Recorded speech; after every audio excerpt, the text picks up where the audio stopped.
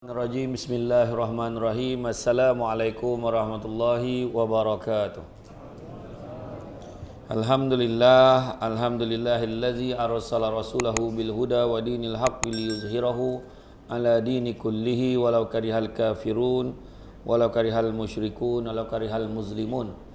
Subhanaka la ilma lana illa ma 'allamtana innaka antal alimul hakim.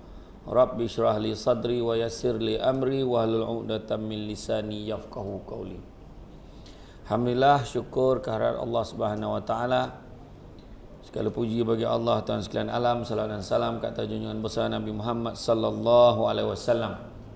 Terima kasih banyak diucapkan kepada tuan pengurusi acara, bahagia tuan pengurusi, tuan pengurus Felda Sebertak.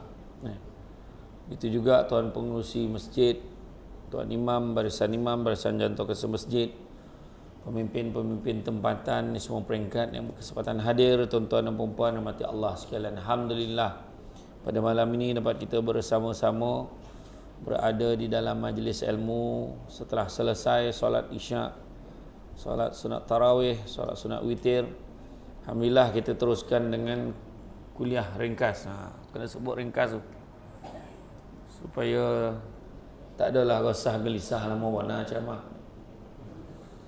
Jadi pada malam ini kita hari ini di beberapa negeri cuti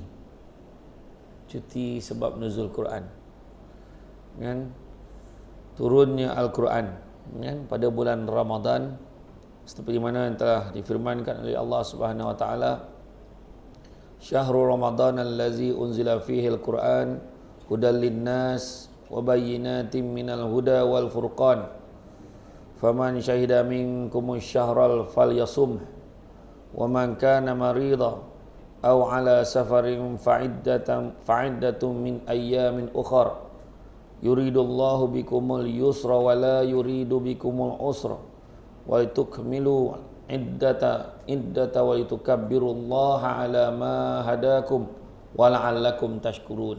Sadaqallahul azim.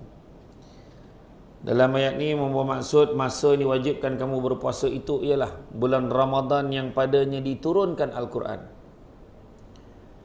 menjadi petunjuk bagi sekalian manusia dan menjadi keterangan-keterangan, petanda-petanda, bukti yang menjelaskan petunjuk perbezaan antara yang benar dengan yang salah. Oleh itu, sesiapa antara kamu menyaksikan anak bulan Ramadan atau mengetahuinya, maka hendaklah ia berpuasa bulan itu. Dan siapa yang sakit atau dalam musafir, maka boleh ia berbuka. Kemudian wajiblah ia berpuasa sebanyak hari ditinggalkan itu pada hari-hari lain. Dengan ketetapan yang demikian itu, Allah menghendaki kamu beroleh kemudahan, dan Dia tidak menghendaki kamu menanggung kesukaran, dan supaya kamu cukupkan bilangan puasa sebulan Ramadan, dan supaya kamu membesarkan Allah kerana mendapat petunjuknya, supaya kamu bersyukur. Surah Al-Baqarah ayat 185. Al-Quran ni merupakan mukjizat kepada Nabi Muhammad sallallahu alaihi wasallam yang menjadi panduan kepada umat Islam. Ya? Panduan umat Islam selagi mana mereka berpegang teguh dengannya. Nuzul ni maksudnya turun Quran. Turun Quran bermakna bacaan ataupun himpunan. Dikatakan sebagai bacaan kerana Al-Quran adalah untuk dibaca, bukan untuk diletakkan atas lemari, bukan untuk dibuat sebagai salah satu daripada mengisi dulang hantaran, bukan sekadar untuk dibaca pada hari tertentu saja. Malahan kau dah baca setiap hari sebaik-baiknya lah. Itu sebabnya yang semayang confirm baca. Tak ada yang semayang menyanyi dah. Semua mengaji, baca Quran, kan? Jadi bila kita baca Quran tu, ada pula Nabi sebut akan tiba masanya nanti umatku membaca Al-Quran tak sampai pun ke tenggorokannya. Nabi kata, mana ke tokak pun tak sampai. Apa maksud tak sampai ke tokak tu? Ngaji kan kita baca kat sini mulut ni baca tak sampai ke tokak. Mana kalau tak sampai ke tokak, ke hati lagi lah tak sampai. Macam tu. Mengaji dah, jangan tadarus, nombor boleh ya. Contohlah kan. Mengaji bukan main lagi. Orang perempuan paling banyak kali khatam Quran. Grup perempuan ngumpet macam tu ya. Tapi bukan perempuan sini nah, Felda Sebertak, tak ada tempat lain. Kena cover siap-siap tu. Tapi macam itulah kan. Jadi sebab apa? Sebab apa yang dibaca tak sampai pun ke hati. Dilarang membuang sampah di sini, situ buang. Dia baca tu. Kan? Kat Malaysia ni cukup popular tu. Dilarang berniaga di sini. Bawah signboard tu dia berniaga. Bukan jauh dah bawah signboard tu. Jual butang je Melayu tu. Contoh jual meracun, macam-macam meracun jual, bukan jual apa. Contoh lah kan. Jadi makna kata apa dia baca tak sampai kat hati tu. Kan? Dan peristiwa nuzul Quran ini yang berlaku pada malam Jumaat 17 Ramadan di Gua Hira tahun ke-41 pada keputeraan Nabi Muhammad melalui perantaraan malaikat Jibril. Dan ini ditegaskan melalui firman Allah yang bermaksud Ramadan yang padanya diturunkan Al-Quran menjadi petunjuk bagi sekalian manusia dan menjadi keterangan menjelaskan petunjuk, menjelaskan antara benar dan yang salah. Ada yang betul dan yang salah. Itu sebabnya kalau ada orang cakap lah, kenapa kau tak bertudung lagi? Sal kau tak menutup aurat ni? Belum dapat petunjuk je. Tak cukup ke Al-Quran jadi petunjuk? Maka dia akan cakap maksud petunjuk tu, dia naik kereta, aksiden terbalik, dia selamat. Itu petunjuk. Untung hidup kau mampu, tahu macam mana? Cakap. Jadi petunjuk ni cari. Dalam hidup kita ni, 3 benda kita kena cari. Pertama, hidayah. Cari hidayah. Walaupun nama orang rumah kita hidayah. Dah jumpa dah, kan? Bini dia, kan? Anak hidayah. Maksud hidayah ni adalah petunjuk supaya dapat beza benda buruk dengan benda baik. Itu pertama. Kedua, qajalah maghfirah, keampunan daripada Allah SWT. Kan? Kita ni setiap malam dah mula ni doa ni. Allahumma innaka afuwan karim thayyibul afwa fa'fu anna. Minta. Ya Allah, kau agama pada keampunan. Ya Allah, kau maha pengampun. Kau agama pada keampunan. Keampunilah kami ni kata. Minta ampun. Melainkan ada tak sesiapa kat sini berani angkat tangan, alhamdulillah Ustaz, sampai bulan Ompek ni, bulan puasa ni, daripada bulan 1 itu belum ada dosa lagi dah, tolong angkat tangan. Mana-mana tahu. Oh, tak berani angkat tangan mau berdosa dah. Nah, contoh kan, macam mana kita mau berdosa kan? Aduh, tadi masa semayang tak tentu arah imam. Sampai aku tidak Samsul debat ni. Pada tadi tak nampak dah. Contoh. Kan? Kan? Ada ngumpet. Lambik datang kan? Jangan risau. Samsul debat. Dah janji lepas tarawih tu sampai dah insyaAllah. Kan? Cuma rasa kalau lepas tarawih ni kuranglah sikit harapan nak dapat patin tu kan. Kalau lepas maghrib tadi ada harapan kan? Ada? Okey. Jadi makruh camah lelama. Sebab ada batin kan, macam tu lah. Gurau tuan. Ya. Jadi makna kata diturunkan Al-Quran ini kan, beransur-ansur ikut suasana dan keperluan Nabi. Mana ada turun ayat ni, ada kisah ni turun ayat ni. Kan. Firman Allah SWT, sesungguhnya kami telah menurunkan Al-Quran pada malam Al-Qadar. Malam Al-Qadar digunakan Allah pada setiap datangnya bulan Ramadan. Kelebihan dan kemuliaannya adalah lebih baik daripada 1000 bulan. Lailatul Qadr khairum min alfi syahr. Kan? Malam Al-Qadar lebih baik daripada 1000 bulan, bukan 1000 malam. Kan? Yang diheboh malam 7 likur. Kan? Pasang pelita biar menyala rumah kau. Barulah malaikat nampak rumah kita, kan? Dia ingat malaikat rabun jam dia. Kan? Kita beribadah malam tu turunlah berlumur-lumur malaikat turun. Kan? Malam Al-Qadar ni dikatakan bermula daripada lepas maghrib sampai sebelum subuh. Jadi kok bangsa pemalih warna pula, paling tidak malam tu jangan tinggal maghrib, isyak, tarawih, witir, sahur. Jangan tinggal tu. Tu basic lah tu. Basic ya. Paling tidak. Berbuka saya tak cerita dah sebab confirm berbuka tu. Tak payah hajar dah memang berbuka.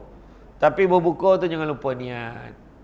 Ya Allah, doa ya Allah. Banyak salah aku ni ya Allah. Ampunilah dosa aku ya Allah. Konolah malam tu malam Al-Qadar. Oh ya. Itu sebab malam 10 malam terakhir ni banyakkan baik-baik. Sedekah ke 10 malam ni. Kalau nak bagi duit raya pun saya pesan bagilah dalam bulan puasa. Assalamualaikum mak. Salam. Alung baru bank in ke mak. Duit raya. Awal aku bagi. Dongah camah itu bulan puasa lagi bosa. Pahala mak. Habis pagi raya dapat lagi tak? Sudah. Jadi jangan masuk semua. Masuk 900. Lagi 100 pagi raya. Syaratnya kan. Main orang tua ni terasa sampai tidak bagi duit raya gitu tu puasa teh. Payah. Macam itulah. Jadi mana kata malam Al-Qadar tu lebih baik pada 1000 bulan. Di antara keutamaan amalan orang berpuasa pada Ramadan ini adalah membaca Al-Quran. Sehari kita tak baca, seminggu Quran tinggalkan kita. Seminggu Quran, kita tak baca Quran, sebulan Quran tinggalkan kita. Sebulan tak baca Quran, setahun Quran tinggalkan kita. Setahun tak baca Quran, 10 tahun Quran tinggalkan kita. 10 tahun tak baca Quran, seumur hidup Quran tinggalkan kita. Jadi janganlah jadi macam tu. Cuba tengok yang geng tadarus tu. Ada yang malam pertama tu gagap-gagap, terlangkau baca. Ada yang innal lazi. Dia kata, anak mula-mula malam pertama tu. Malam ke-10 laju dah. Apa sebab? Sebab dah lama tak ngaji. Malam ke-20 laju dah. Laju dah. Nampak? Nak menunjukkan kena selalu baca. Ya, selalu baca. Nabi pesan bezakanlah rumah kau tu dengan kubur tu. Bezakan rumah dengan kuburan. Maksudnya rumah yang tidak membacakan ayat suci Quran tak ada beza dengan kubur. Ya. Kubur pun nak ngaji, tunggulah pagi raya ramai-ramai datang kan. Tu ada. Bukan kata tak boleh dah. Boleh. Tapi kat rumah konolah ngaji juga kan. Akak tak dapat ngaji sekali dah dalam tadarus ni. Akak duduk tepi tu. Duduk tepi dia baca. Boleh tak? Boleh tak? Boleh. Boleh, salah. Dia duduk tepi, dia semak, dia baca slow ikut orang. Boleh. Tapi kalau dah 5 tahun duduk tepi, pelarah. Dah tahu, tak tahu tu pergilah belajar kan. Pergi belajar. Akak kenapa dah akak baca mengangkat? Kata. Orang lain elok berselo, kau mengangkat kenapa? Berselo, baca lah. Maksud itu baca gagap-gagap tak pandai. Sebenarnya kau selalu baca. Bak kata orang, cantik toluk pantai landai, tambah perahu tepi kuala. Biarlah buruk kain ni pakai. Asalkan penuh ilmu di dada. Kau tak tahu belajar lah. Kan? Ustaz ramai. Swagan. Ustaz yang muda-muda. Tengok imam pun muda ramai dah sekarang kan. Jadi imam muda kan. Ya kan tak? Ya tak? Orang perempuan kat belakang tu dia dengar ya siapa imam. Allahu Akbar. Cenia orang perempuan belakang. Dia balik tabir. Cenia. Ui malam ni orang muda laju ni. Tapi sini tak adalah tua warna pun nampak imam. Okey. Kono yang Allahu Akbar. Habislah kita dekat belakang tu. Jangan risau, sabar ya. Kita ni sembahyang tarawih nak kerja-kerja laju nak buat apa? Kan? Nah. Tu yang tanya tu, mana elok? 8 ke 20 je? Sebertak buat 8 Ustaz. 8 ke 20 elok. Kat Negeri 9 lagi lah ada 10. 8, 10, 20. Mana elok? Mana lagi elok? Yang elok buat sampai malam ke 29 mikir 8 ke 20, 8 20 sudah memang tak buat.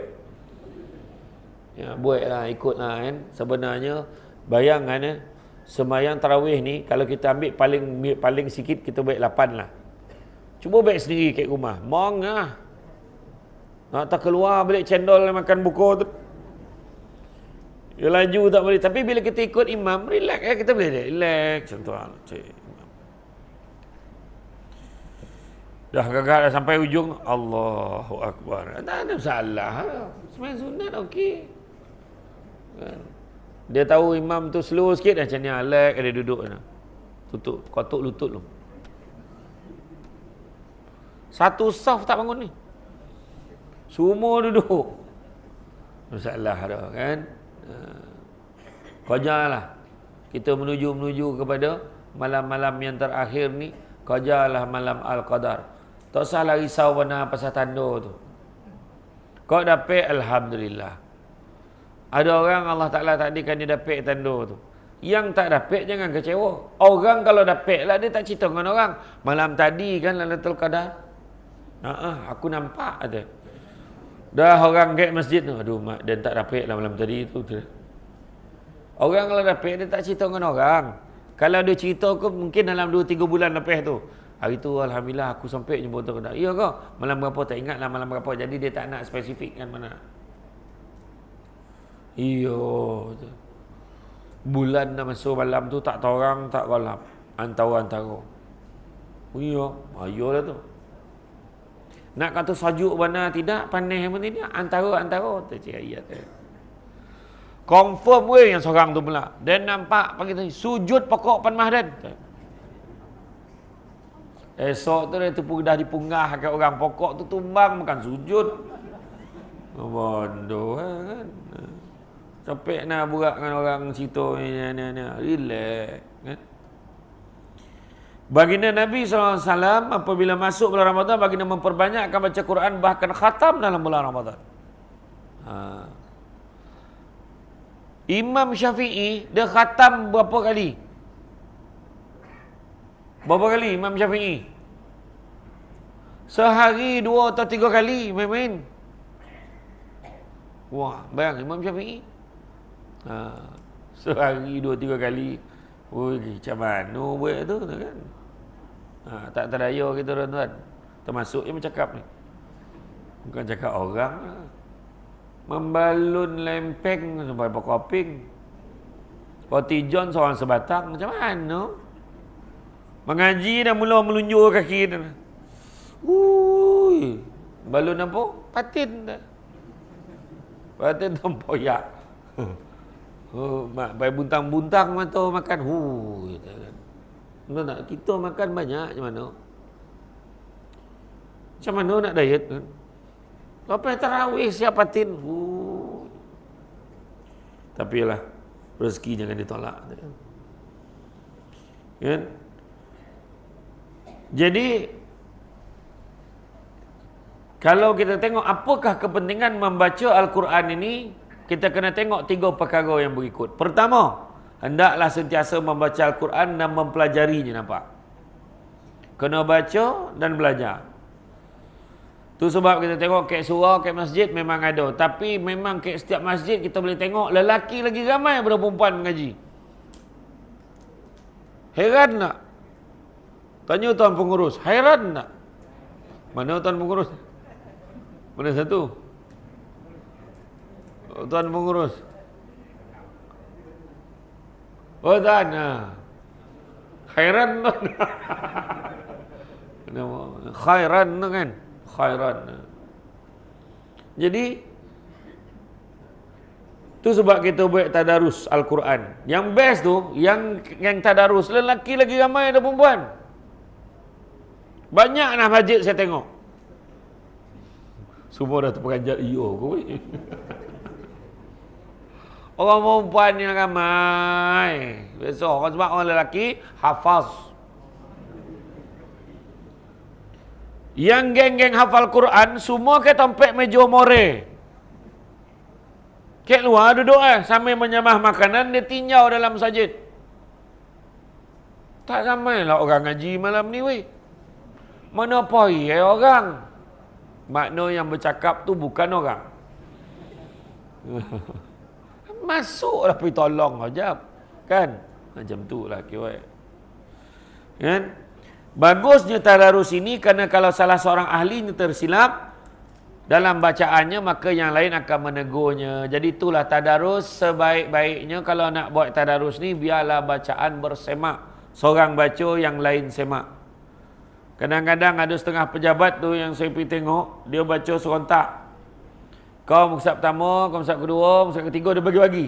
Sampai muka 20. Lengkap satu juzuk. 1, 2 mulung. Lah, selesai juz 1 tu.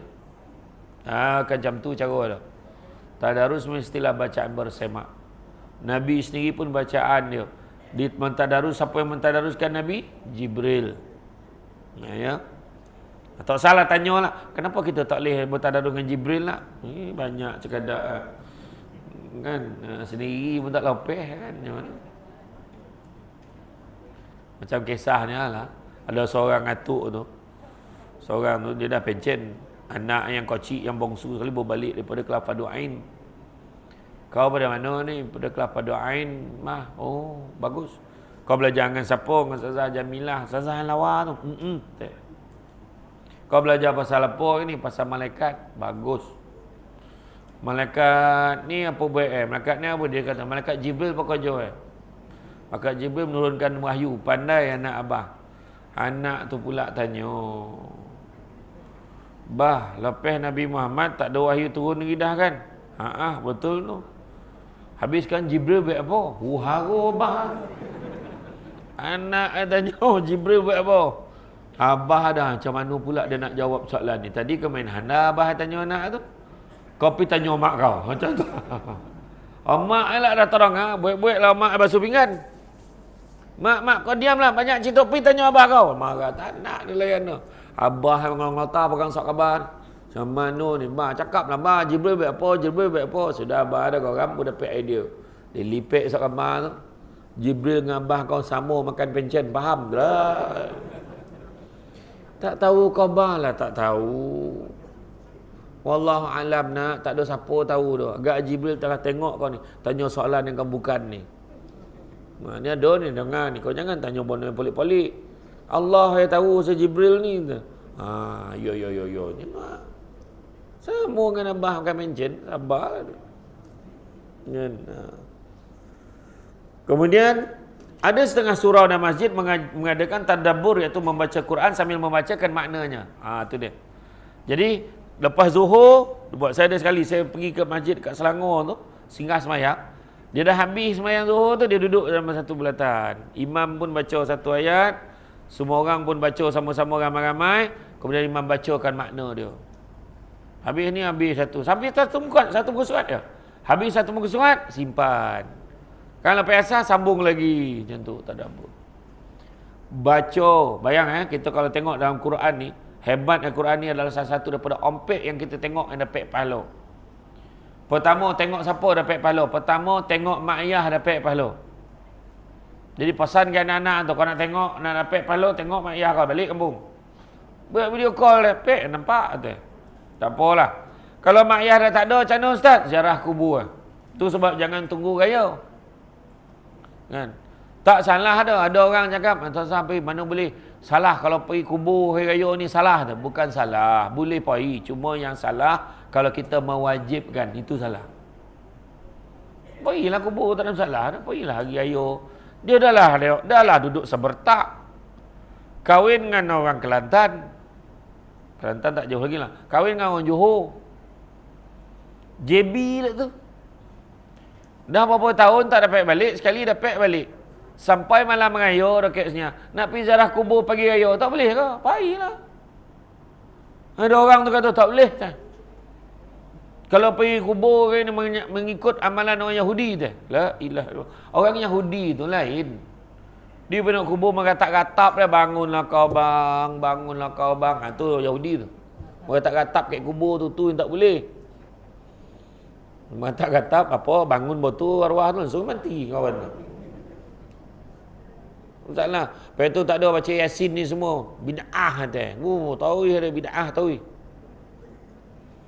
Tak boleh baca Yasin. Habis nak baca apa? Baca surat khabar. Tu semua paning tu. Pai boleh, baca boleh, cuma Jangan sampai mewajibkan. Tu ya. Poilah. Jadi pandang mak ayah pek palo. Kedua, pandang suami dah pek palo, pandang isteri dah pek palo. Dengan satu syarat, pandang suami atau isteri sendiri. Faham? Bini orang tengok. Ya, pandang bini sendiri. Yang ketiga, pandang apa? Pandang Kaabah dah pek palo. Tu sebab orang tua-tua dulu dia balik tang Makkah, dia beli frame dengan gambar Makkah. Gambar Kaabah. Kan? Tengok tu palo.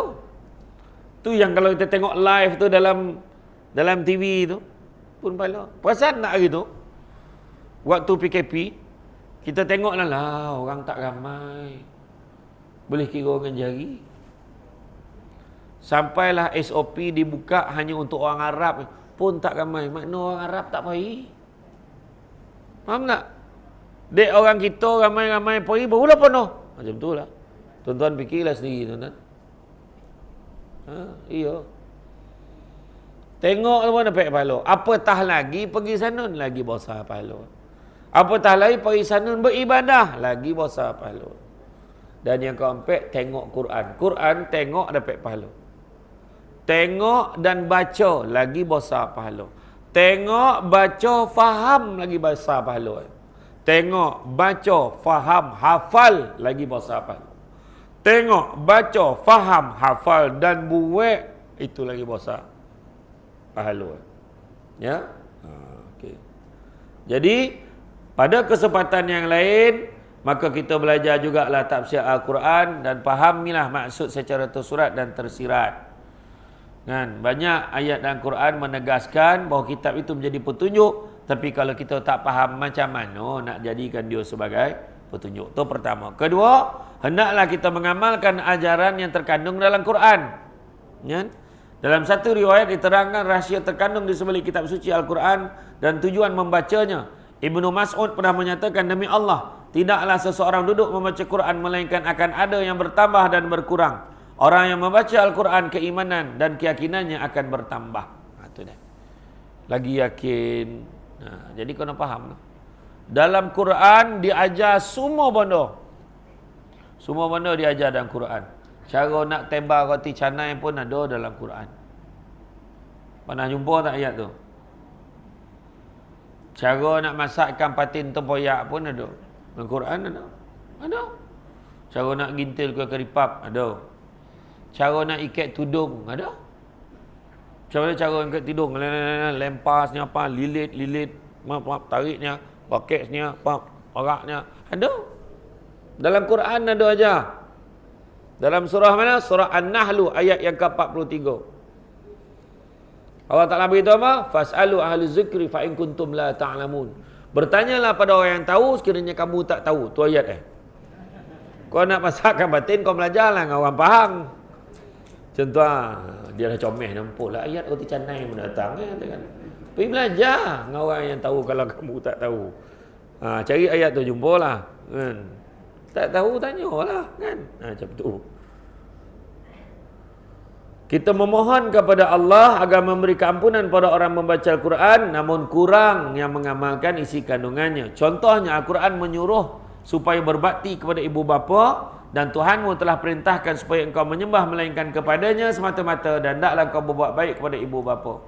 Si pembaca Al-Quran dilaknat oleh Al-Quran lantaran dia derhaka pada kedua ibu bapa. Al-Quran selalu memerintahkan untuk berperilaku baik. Nampak tak? Dalam Quran kalau dia faham, bayanglah patutnya dia baik-baik dengan mak ayah. Tak. Disepak. Dengar itu dalam media sosial kan ditandang abah tu. Tapi minta maaf cakap ya, jangan marah kalau saya cakap ni. Yang sampai anak boleh sepak ayah, senang ni soalan. Orang tua-tua dulu cakap, siapa ajar anak kau ngajar tu ya. Betul ke tidak? Takkan tiba-tiba budak tu menyepak tu. Dah tua bangku dah budak tu. Kan? Tapi salah memang salah lah budak tu. Tapi didikan itu macam mana? Itu sebabnya disokong pula dengan sunnah. Tengok macam mana Saidina Umar pula ajar. Nak didik anak ni macam mana? 7 tahun pertama layan anak seperti gajah. Pada nak bagi. Apa susah kau ada RM2 banyak? Bagi apa dia nak? Lepas 7 tahun kedua, layan anak seperti hamba. Bagi dia kerja, buat kerja. Tanyalah orang lama. Dulu masa kecil-kecil, mana dia duduk rumah saja. Kena pergi kebun, kena ikut abah buat ni, buat ni. Kalau mak berniaga, tolong mak berniaga. Kalau abah pergi mengail, menangkap ikan, ikut. Kalau abah buat kebun, buat kerja kebun, ikut pergi kebun. Pergi potik cendawan, pergi potik kutip cendawan buat balik. Buat, angkat kayu api, angkat. Sebab hamba. Dan bila semua jadi hamba, tak semua benda yang dia minta dia boleh dapat. Hari ni, layan anak macam raja sampai tua, layan anak akhirnya menyusahkan dua mak ayah. Betul tak? 7 tahun pertama, 7 tahun kedua. Selepas 14 tahun, layan anak seperti sahabat. Dia dah mula berkawan dengan anak tu. Baru dia ngam. Islam semua diajar. Kan? Orang yang enggan mematuhi undang-undang dan peraturan terdapat dalam Quran dianggap telah mendustakan Al-Quran. Apatah lagi kalau mulut kita asyik bercakap bohong sahaja. Firman Allah, ingatlah kutukan Allah ditimpakan ke atas orang-orang yang zalim. Ya. Kadang-kadang dia mengaji dia tapi dia tak yakin. Kan tak kisah yang orang tu dia belajar dengan guru tu, dia belajar mengaji, dia belajar ilmu fiqh, belajar ilmu tauhid dengan guru ni. Setiap hari bila dia nak balik ke kampung dia kena menyeberang sungai. Jadi tah macam mana setelah beberapa bulan dia berguru dengan tuan guru ni, bila dia nak balik, nak nyeberang sungai, tengok perahu yang hanyut. Sudah hanyut pula perahu ni. Pusing ni balik pergi rumah tuan guru. Dia kata, tuan guru boleh tak nak pinjam perahu? Pahala perahu saya hanyut. Alah apa sudah kau selawat 3 kali kau baca Fatihah kau jalan lah. Boleh tu. Senyap orang tu tak ada tanjik dah. Pusing ni budak tu. Lepas elok dia datang lagi. Macam tak ada apa-apa. Dia malah nak tanya kat saya jumpa perahu lain ke Selang beberapa bulan dia datang ni, tuan guru tolong tuan guru, kenapa kat kampung saya ada orang meninggal. Tak ada siapa nak uruskan, imam tak ada apa, tak ada. Bilal semua tak ada. Semua lik kampung, tolonglah. Tuan guru lah boleh tolong sekarang ni. Aduh, yalah kejap, aku siap kejap. Tuan guru pun siap, ikutlah dia. Sampai kat sungai, perahu tak ada. Ni perahu tak ada macam mana ni? Tuan guru, semenjak tuan guru ajar saya marin salawat 3 kali baca Fatihah, saya tak pernah pakai perahu dah lepas tu. Iya ke? Iya, tuan guru tengok dia selawat 3 kali, dia baca Fatihah, berjalan di atas air tu. Hui. Tuan guru pun tak tanggung. Hana nak murid kan. Cepatlah tuan guru. Dia dah sembarang sungai dah. Cepatlah. Tuan guru selawat 3 kali Fatihah, tenggelam tuan guru. Tahu ke sungai. Aduh. Nah, macam mana sebab apa? Keyakinan. Yakin tu tak ada. Kadang pergi.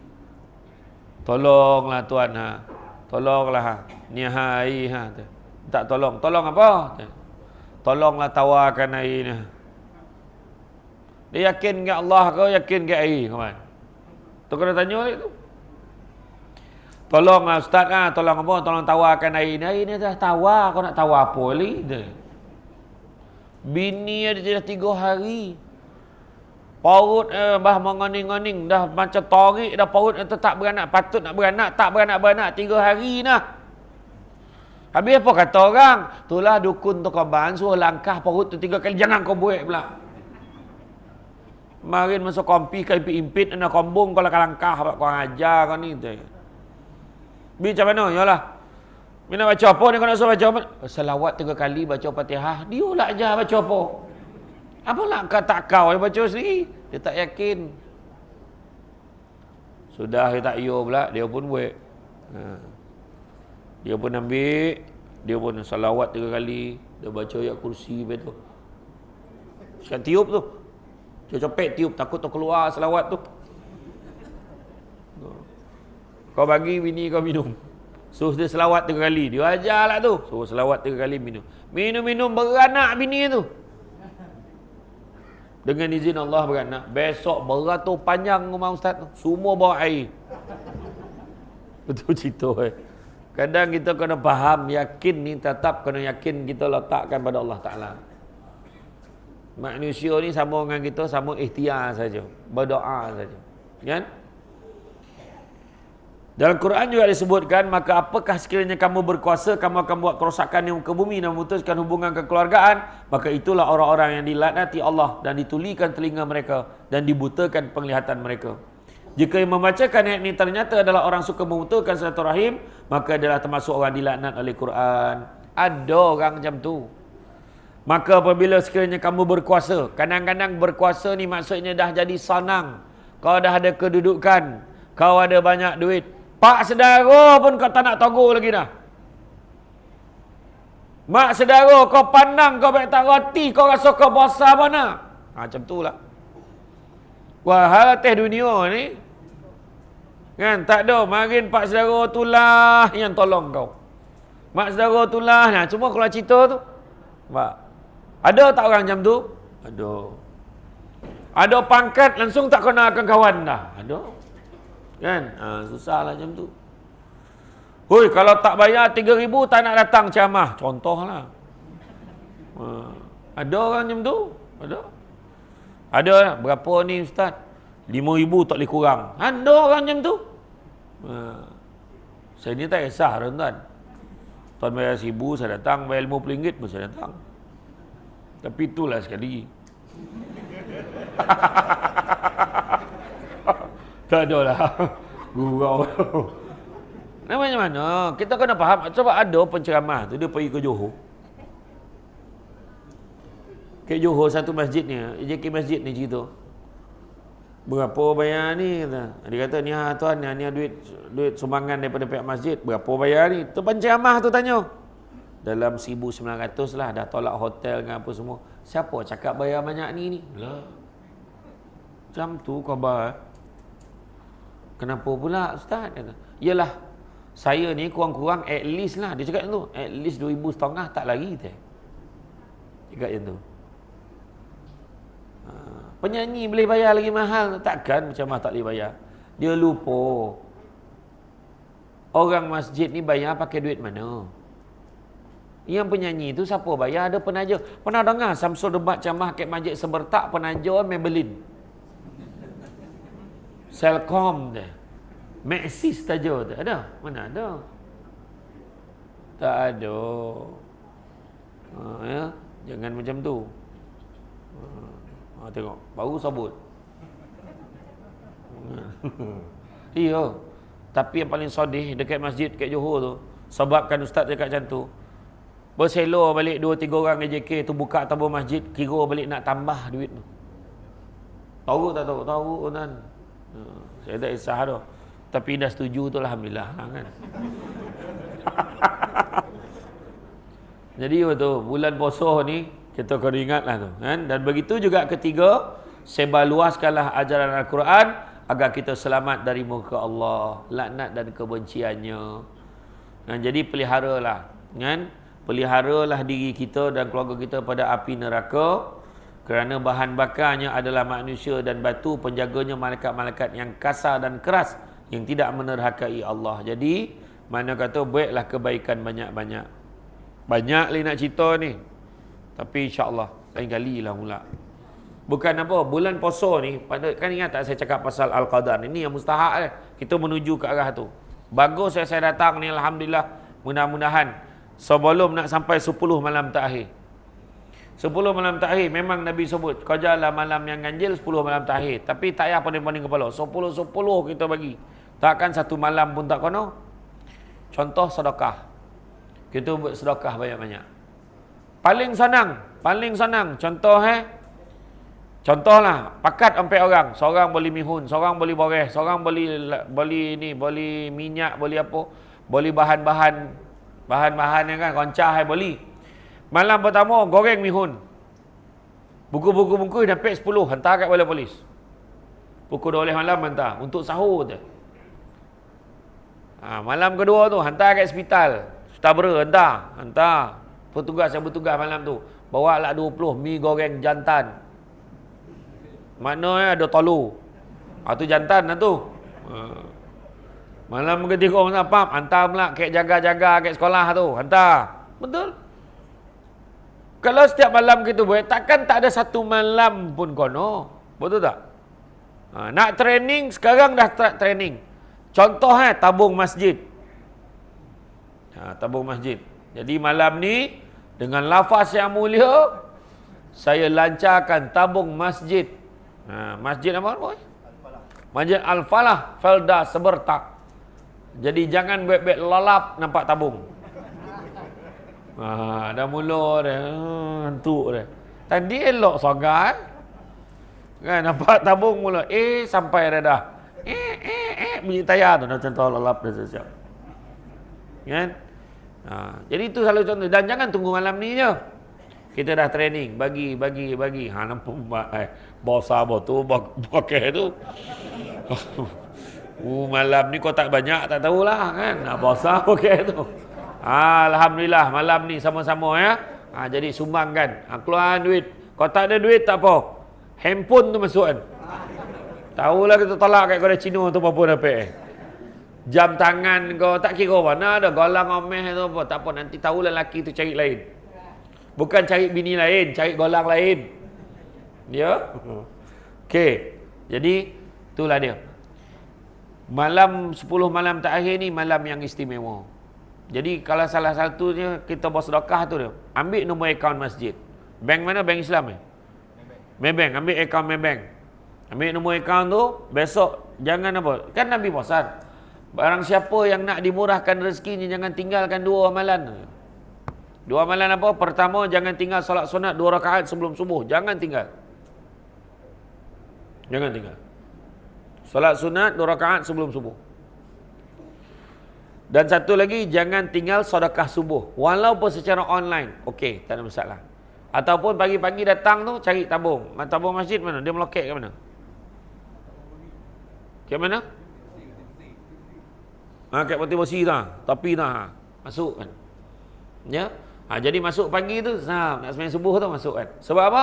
Bila pagi kita masuk kan, malaikat pagi tu nak catat amal kita. Ya Allah, hamba-Mu ni Allah telah memulakan harinya dengan bersedekah kepadamu ya Allah.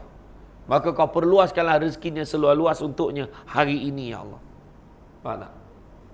Buatlah. Kalau nak tengok, cuba buat dalam seminggu. Ambil nombor akaun masjid, akaun Maybank, nombor akaun sekian, description, doakan saya kaya. Amount RM1. Tu tak tahan tu, tangan amount RM1. Kan? Tak apalah, tapi hari-hari bagi tengok berubah. Mesti ada perubahan dalam hidup kita. Cuba buat. Sedekah. Saya baru je pagi tadi saya ada rakaman program TV Al-Hijrah, program Counter Netizen. Dulu kan bulan puasa, dulu masa PKP, Counter Netizen. Dah tak ada dah sebab boleh datang ke studio Counter Netizen. Saya berbicara dengan Datuk Seri Mahadi Bizek. Kenal tak? Datuk Seri Mahadi. Kahwin dengan Liza Helmi baru. Jadi borak dengan dia tentang nikmatnya sedekah. Dia ni sahabat saya, memang rajin sedekah. Tu yang kita jemput dia, kita bincang dengan dia. Tak ada sedekah memiskinkan orang. Jadi bagi sedekah banyak. Dan bulan Ramadan ni juga saya nak ingatkan semua, bulan Ramadan ni sebenarnya salah satu latihan takwa ni. Latihan bulan Ramadan ni ramai yang tak perasan, sebenarnya kalau diteruskan boleh jadi insurans untuk kita selepas mati. Insurans selepas mati macam mana? Perlindungan selepas mati. Maksudnya apa? Bila kita mati, masuk dalam kubur, tengok tak rancangan tanah kubur? Berasap lah, berapi-rapi lah, terapung mayat tak nak masuk dalam lubang kubur macam-macam. Kan? Tapi dikatakan pada orang yang terakhir meninggalkan kubur tu, dia tinggal berapa langkah dah standby dah malaikat ni. Malaikat ni yang pertama nak pukul kepala kita ni kat dalam kubur ni. Nak pukul nanti dulu malaikat satu lagi tahan. Kenapa pula? Dia ni rajin mengaji Al-Quran dan rajin berzikir. Tak jadi pukul kepala. Betul tak kita rajin mengaji bulan puasa? Betul. Teruskan pada bulan-bulan lain. Untuk jadi perlindungan. Kalau tak boleh pukul kepala, kita bantai parutnya. Nak bantai parut jangan. Kenapa pula? Sebab dia ni rajin puasa sunat. Tengok. sambunglah puasa Ramadan ni, sambung dengan puasa-puasa sunat. Puasa sunat Syawal, puasa sunat Isnin Khamis, puasa Yaumul Abid, puasa hari putih dan sebagainya. Kalau macam tu tak boleh pukul kepala, tak boleh pukul paut, jom kita balun kaki dia. Nak bantai kaki, nanti dulu. Kenapa pula? Sebab dia ni rajin qiyam al-lail, qiyamul lail, bangun malam beribadah pada Allah. Kita bulan puasa yang rajin bangun pagi. Sebelum sahur tu, masuk bilik air, ambil uduk, solat dulu, baru makan sahur. InsyaAllah, selera lah makan. Makan tahu nak tolat, bangun tahu nak tolat ni memang tak dapat. Tapi bangun beribadah. Qiyamul lail ni mesti bangun beribadah tau. Bangun, koncing, tidur balik, tak kira. Ya? Lepas hajat, lepas tu tidur dah balik. Qiyamul lail dah tadi tu. Tu tak kira. Ya? Jadi makna betul lah insurans tu. Jadi lazimkan bangun pagi juga. Untuk bulan-bulan lain. Jadi tuan-tuan dan puan-puan rahmati Allah sekalian, itu sajalah rasanya untuk hari ini. Yang penting ibadah mesti kita hidupkan. Hidupkan ibadah. Ini bulan pesta ibadah, bukan pesta juadah. Makan lagi tauk dah bulan lain. Allah, parah tu. Baleh dondam. Macam mana kan? Jadi bak kata orang tu sepandai-pandai tupai melompat, akhirnya jatuh ke tanah jua. Walaupun perkongsian sudah tamat, mudah-mudahan meresap ke dalam jiwa. Walaupun sikit, sama-sama kita amalkan dan sebar panjangkan kepada yang lain. Jadi rasa cukup setakat itu.